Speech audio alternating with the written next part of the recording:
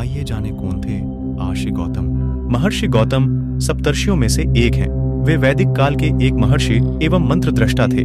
ऋग्वेद में उनके नाम से अनेक सूक्त हैं। पौराणिक कथाओं के अनुसार पत्नी अहिल्या थीं, जो प्रातःकाल स्मरणीय पंचकन्याओं गिनी जाती हैं। अहिल्या ब्रह्मा की मानस पुत्री थी, जो विश्व में सुंदरता में अद्वितीय थी। हनुमान की माता अंजनी गौतम ऋषि और अहिल्या की पुत्री थी।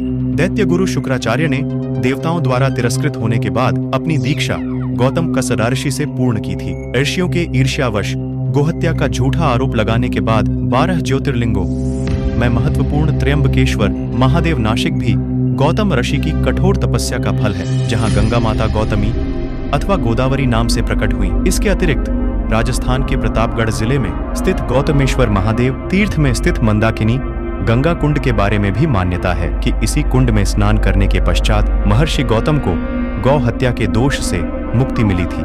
इसके पश्चात महर्षि गौतम ने यहाँ महादेव की आराधना करके एक स्वयंभू शिवलिंग प्रकट किया था, जो आज भी उन्हीं के नाम पर गौतमेश्वर महादेव के नाम से जाना जाता है। महर्षि गौतम ने क्यों दिया? इंद्र और अपनी पत्नी को श्राप। ब्रह्म वैवर्त और पद्म पुराण के मुताबिक एक बार इंद्र भ्रमण पर निकले आसमान से।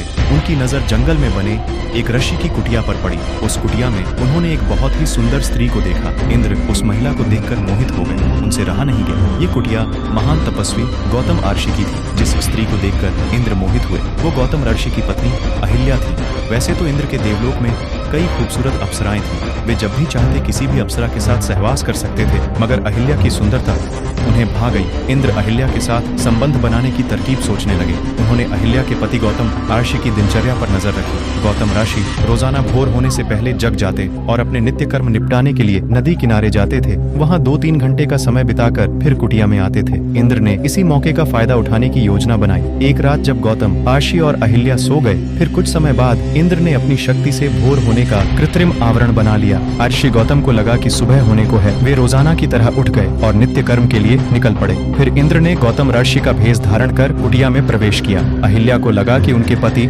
नित्य कर्म से निपट कर आ गए हैं। फिर इंद्र ने गौतम ऋषि के भेष में अहिल्या से प्यार भरी बातें की और उसके साथ संबंध बना लिए। दूसरी ओर जब ऋषि नदी किनारे पहुंचे तो वहां के जनजीवन को देखकर उन्हें आभास हो गया कि किसी ने धोखे से सुबह का आवरण बनाया है। वे तुरंत अपनी कुटिया में पहुंचे, जहां उनके भेष में इंद्र उनकी पत्नी के साथ सो रहे थे। ये देखकर गौतम ऋषि आग बबूला हो गए। उन्होंने अहिल्या को पत्थर बनने का श्राप दे दिया। वहीं काम वासना के मोह में गिरे इंद्र को भी श्राप दिया कि उसके शरीर पर 1000 योनियां उगाएंगी। वह चाहकर भी किसी स्त्री के साथ संबंध नहीं बना पाएंगे। देखते ही देखते इंद्र के पूरे शरीर पर योनियां उभर आईं। इंद्र को अपनी गलती का एहसास हुआ और उन्होंने गौतम ऋषि से क्षमा याचना की। ऋषि ने इंद्र को माफ कर दिया, लेकिन कहा कि एक बार श्राप दे दिया इसलिए वापस नहीं हो सकता। हालांकि ऋषि गौतम ने कहा कि इंद्र के शरीर पर उभरी ये योनियां आंखों में बदल जाएंगी। इस वजह से इंद्र के पूरे शरीर पर आंखें ही आंखें हो गईं। दूसरी तरफ अहिल्या ने भी गौतम ऋषि से कहा कि उन्हें बिल्कुल भी यह एहसास नहीं हुआ कि उनके भेष में कोई और शख्स उनके साथ सोया है। इसमें उनकी कोई गलती नहीं थी। उनके मन में छल की कोई भावना नहीं थी। गौतम ऋषि ने अहिल्या को वरदान दिया कि कालांतर में भगवान विष्णु का अवतार तुम्हारे पास आएगा और उसके छूने से तुम फिर से पहले जैसी बन जाओगी। सालों बाद विष्णु ने श्री राम के अवतार के रूप में धरती पर जन्म लिया। राम ने ही बाद में अहिल्या को छूकर उन्हें श्राप से मुक्त किया। ऐसे ही और धार्मिक जानकारी और कहानियों के लिए सब्सक्राइब करें हमारे चैनल कहानी को और कमेंट में अपना राय जरूर दें।